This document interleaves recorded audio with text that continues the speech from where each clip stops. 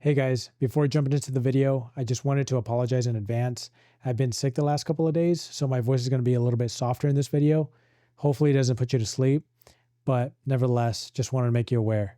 Anyway, thanks for stopping by. Okay, so I've been thinking a lot about why Elon posted that the Model Y L might not go into production until the end of 2026 in the US, and that's if it even goes into production at all. And of course, the first thing that probably comes to mind is that he doesn't want to Osborne the current sales of the standard size, call it Model Y. So basically, he just kind of wants to throw a little bit of cold water on the excitement that now that the Model Y is launching in China, everybody's kind of reasonably expecting that the Model Y L would potentially launch in the next, call it 6 to 12-ish months here in the US. So basically, he just wants to be as explicit as possible, saying, hey, at the very least, the Model Y L won't hit the US market until the end of 2026. And he's basically just trying to protect the current Model Y that's selling here in the US from being cannibalized by the expectation that people might have that a larger, more premium Model Y might be coming out in the next 6 to 12 months. So people, for example, especially here in the US, who, as you might know, were big car kind of people, big trucks, big SUVs, minivans, including myself, if I knew that the Model Y L was coming out in the US in the next 6 to 12 months, I would absolutely wait for that before upgrading my current legacy 2023 Model Y. And it could very well be that he's just exaggerating in order for folks to kind of be dissuaded from waiting, as many folks probably wouldn't want to wait until the end of next year to upgrade a vehicle if they're already sort of in the market for a new vehicle. The second thing that could be happening, and these two things could be happening concurrently, separately, whatever it might be, is that Elon is super hyper focused on scaling autonomy. He's just not as interested anymore on making significant progress regarding car sales. And that's the reason why he posted that it might never ever make it to the US. Part of me really thinks some of this is exaggeration, and another part of me thinks that he really does intend to have the US market, for the most part, be autonomous, in the sense that economically speaking, for both parties, for both Tesla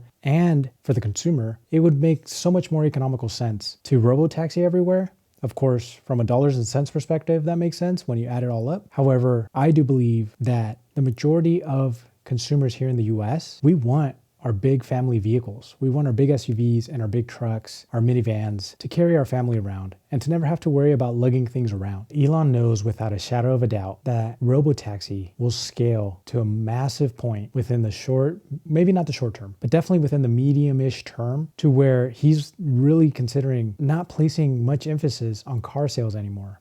For me personally, in my opinion, I think Elon has heartburn that Tesla is still seen as a car company, that Tesla is still seen as a car dealership, so to speak. He wants Tesla to be seen as the premier AI company that it is, in my opinion, and that eventually autonomy and robotics will be the two-word definition of what Tesla is going forward.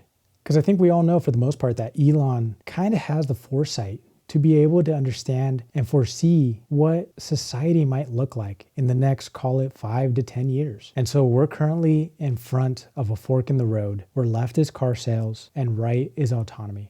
And Elon very clearly wants to steer heavily to the right. To use a bit of an analogy, I kind of liken this to back in the day when companies like Pacific Bell used to sell landlines. And so think about being a company that manufactures telephones for homes and the cell phone comes out. Obviously, in retrospect, fast forward a couple decades, it's easy to see that companies should have done everything in their power to transition to cell phones and smartphones. And if they didn't, and if they were still full steam ahead on manufacturing phones for houses, that would just be a waste of resources, of investment, of talent. And eventually, a lot of these companies cease to exist. Another analogy that comes to mind is CD players or MP3 players. Going back in retrospect, you could see that eventually the market was going to transition to a streaming service economy where everybody would be able to stream whatever song they wanted at any time they wanted simply from their phone. So there was no more need to continue investing heavily in manufacturing CD players, Walkmans, cassette players, MP3 players. Why do you think the iPod doesn't exist today? Because Apple had the foresight to know that MP3 players were no longer going to be relevant in the near to medium term. Autonomy is the name of the game. To not have to worry about car loans, interest, car registration, insurance, all of the above, maintenance. That's going to add already a significant amount of value to people's day-to-day lives and save a significant amount of money for people on an annual basis. And I think that with everything that Elon has going on and all the companies that he currently manages, because he doesn't want to be bogged down by wasting his time and energy in trying to boost car sales. For him, it's just not worth it anymore. He is mostly focused on what will make the most meaningful impact to society. And unfortunately, that is not selling the Model YL. As great of a car as it is, it's probably going to be priced at a 50 to 60K price. That is still far out of reach for many folks.